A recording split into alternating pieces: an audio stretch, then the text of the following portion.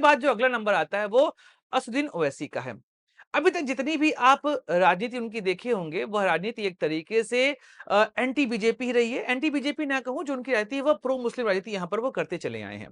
यहाँ तक कि वो जहाँ पर चुनाव भी लड़ते हैं, उस चुनाव में भी आपने देखा होगा कि उनका एजेंडा कमोबेश यही रहता है। 2020 का विधानसभा चुनाव बिहार कोई भूल नहीं सकता, जहां पर उनके पार्टी के 5 मुस्लिम कैंडिडेट चुनकर आए थे। असदुद्दीन ओवैसी की छवि वैसे ऐसी ही बनी हुई थी।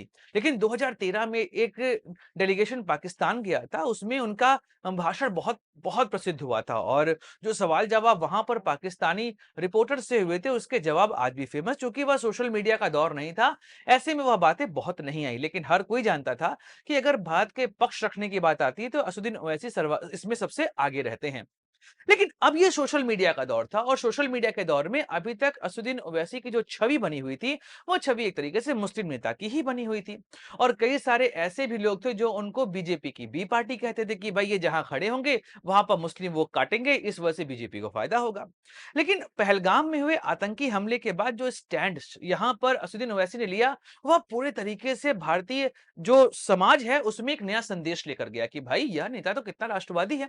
जिस तरीके से खुले तौर पर उन्होंने पाकिस्तान के द्वारा फैलाए गए आतंकवाद का विरोध किया और जो-जो वक्तव्य वहां पर यूज किया, मतलब आप ये समझिए कांग्रेस के कई सारे नेताओं ने ऐसे कड़े शब्दों का प्रयोग नहीं किया, जो कड़े शब्द यहाँ पर असदुद्दीन ओवैसी साहब यूज कर चुके थे।